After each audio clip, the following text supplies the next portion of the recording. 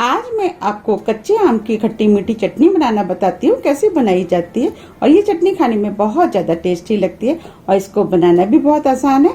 चलिए बनाना शुरू करते हैं। चटनी बनाने के लिए ये मैंने कच्चे वाले 500 ग्राम आम लिए हैं। सबसे पहले हम आमों को छील लेते हैं।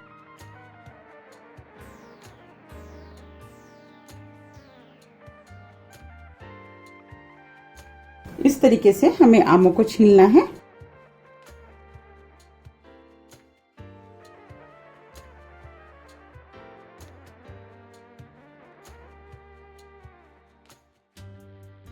ये मैंने आम को छील लिया है।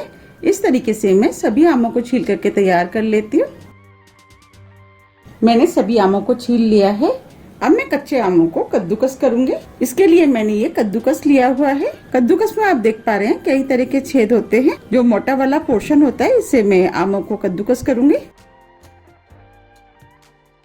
अब मैं एक आम को ले लेती हूँ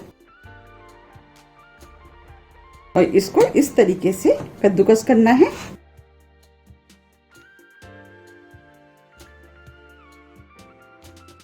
आम को घुमाते हुए कद्दूकस करना है क्योंकि हमें गुठलियों को कद्दूकस नहीं करना। अब मैं आपको दिखा देती हूँ कि हमें किस टाइप से कद्दूकस करे हुए आम चाहिए।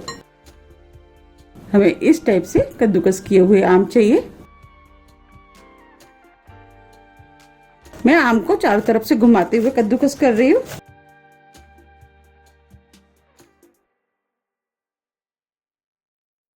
मैंने सभी आम को कद्दूकस कर लिया है। अब ये गुठली बची है, इसको मैं फेंक दूंगी। हमें इसी तरीके से सभी आमों को कद्दूकस करना है। मैंने सभी आमों को कद्दूकस कर लिया है। गुठली और छिलका निकलने के बाद ये आम 400 ग्राम करीब है। चलिए अब चटनी बनाना शुरू करते हैं। मैंने गैस पे कढ़ाई रख दी है। अब आम को मैं कढ़ाई के अंदर डाल देती हूँ। अब मैं इसके अंदर 300 ग्राम करीब चीनी डाल देती हूँ।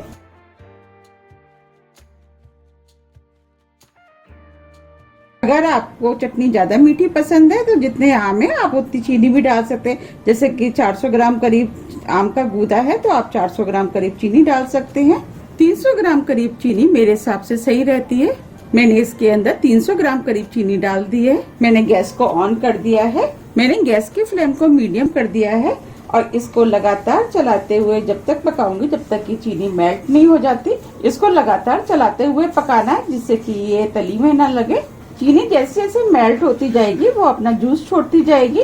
इसमें हमें पानी का यूज नहीं करना। आप देख पा रहे हैं कि चीनी मेल्ट होना शुरू हो गई है। देखिए इसने अपना जूस भी छोड़ दिया है। चीनी मेल्ट हो गई है। आप देख पा रहे हैं कितना जूस छोड़ दिया है। अब मैंने फ्लेम को स्लो मीडियम कर दिया है और इसे बीच बीच में चलाते हुए मैं 10 से 15 मिनट करीब पकाऊंगी जिससे कि आम सॉफ्ट हो जाए। 15 मिनट करीब हो गए हैं। शुगर सिरप भी गाढ़ा हो गया है। अमियाँ सॉफ्ट होकर के ट्रांसपेरेंट हो गई हैं। अब मैं इसके अंदर मसाले डालूंगी। गैस को मैंने स्लो कर दिया है। आधी छोटी चम्मच कश्मीरी लाल मिर्च। ये तीखी नहीं होती। मिर्च आप अपने टेस्ट के अनुसार कम या ज्यादा भी कर सकते हैं। आधी छोटी चम्मच काला नमक। नमक आप अपने टेस्ट के अनुसार कम या ज्यादा भी कर सकते हैं। 1/4 छोटी चम्मच सफेद नमक जिसे हम खाने में यूज करते हैं। अब मैं सभी चीजों को मिक्स कर देती हूँ। मैंने सभी चीजों को अच्छे से मिक्स कर लिया है। आप देख पा रहे हैं चटनी में कितना अच्छा कलर आया है। अब मैं इस चटनी को 5 मिनट करीब स्लो फ्लेम पे और पकाऊंगी। अब मैं चटनी के लिए मसाले तैयार कर लेती हूँ। 1/4 छोटी चम्मच सौंफ, 1/4 छोटी चम्मच मेथी दाना, 1/4 छोटी चम्मच कलौंजी, आधी छोटी चम्मच जीरा, 1/4 छोटी चम्मच राई। इसे पंचफोरन भी बोलते हैं। ये हमें इजीली मार्केट में मिल जाता है बना बनाया। अगर नहीं है तो आपके पास मसाले हैं उससे बना सकते हैं। अब मैं इन सभी चीजों को इस पैन में डाल देती हूँ और सभी चीजों को मैं हल्का सा रोस्ट कर लेती हूँ। बस हमें हल्का ही इसे भूनना है। गैस को मैंने स्लो ही रखा है। बस इन मसालों के अंदर जो कच्चापन है वो निकल जाए। हमें इन मसालों को हल्का ही भूनना है। अगर हमने ज्यादा भून लिया तो मसालों के अंदर कड़वापन आ जाता है। उसे चटनी खाने में टेस्टी नहीं लगती। इसीलिए इस मसाले को हल्का ही भूने। इस मसाले को डालने से चटनी का टेस्ट बहुत अधिक बढ़ जाता है। अगर आपके पास ये मसाले नहीं है इसकी जगह आप आधी छोटी चम्मच गरम मसाले का इस्तेमाल कर सकते हैं।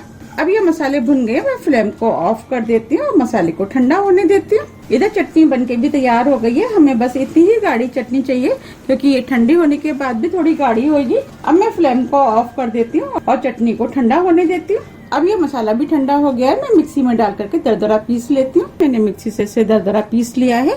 अब मैं मसाले को इसके अंदर डाल देती हूँ और मसाले को मिक्स कर देती हूँ। इस मसाले को डालने से ये चटनी बहुत ज्यादा खाने में टेस्टी लगती है। अब इस चटनी के अंदर से बहुत अच्छी खुशबू आना शुरू हो गई है। मैंने मसाले को अच्छे से मिक्स कर दिया है। आप इस चटनी को चीनी की जगह गुड़ से भी बना सकते हैं। मैंने अपने चैनल पर गुड़ से बनी चटनी की रेसिपी डाली हुई है, आप वहाँ पे जा करके देख सकते हैं। मैं उसका लिंक अपने डिस्क्रिप्शन बॉक्स में डाल दूंगी। अब ये चटनी बनके तैयार हो गई है। हमें इस टाइप की बनी हुई चटनी चाहिए। अब मैं चटनी को आपको सर्व करके दिखाती हूँ। आप देख पा रहे कितनी बढ़िया आम की चटनी बनके तैयार हुई है। आप इस चटनी को एक बार जरूर ट्राई कीजिएगा, आपको ये चटनी बहुत ज्यादा पसंद आएगी। आप इस चटनी को पूरी, पराठे, चपाती, नान, चावल, आप किसी के साथ भी खा सकते हैं। और बच्चों को तो ये चटनी बहुत ज्यादा पसंद होती है। आप बच्चों के लंच बॉक्स में भी आप इस चटनी को बना करके रख सकते हैं। आप इस चटनी को बनाइए, खाइए, फिर मुझे बताइए कि ये चटनी आपको कैसी लगी। मुझे उम्मीद है कि ये चटनी आपको बहुत ज्यादा पसंद आएगी।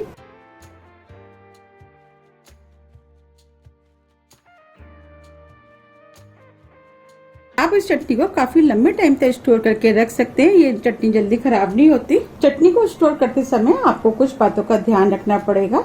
एक तो बोतल बिल्कुल साफ और सूखी होनी चाहिए, उसमें बिल्कुल भी नमी नहीं होनी चाहिए। दूसरा ये कि जब भी आप बोतल के अंदर से चटनी निकालें, चम्मच बिल्कुल साफ और सूखी होनी चाहिए। तीसरा ये कि आप इस चटनी को 6 से 7 महीने फ्रिज के बाहर भी रख करके खा सकते हैं। और लंबे टाइम तक अगर आपको रखना है तो आप फ्रिज में रख करके खा सकते हैं। बस चटनी के अंदर नमी नहीं पहुंचनी चाहिए। अगर आप इन सब बातों का ध्यान रखेंगे तो आपकी चटनी कभी भी खराब नहीं होगी, काफी लंबे टाइम तक चलेगी। आप इस चटनी को बनाइए, खाइए, फिर मुझे बताइए कि ये चटनी आपको कैसी लगी।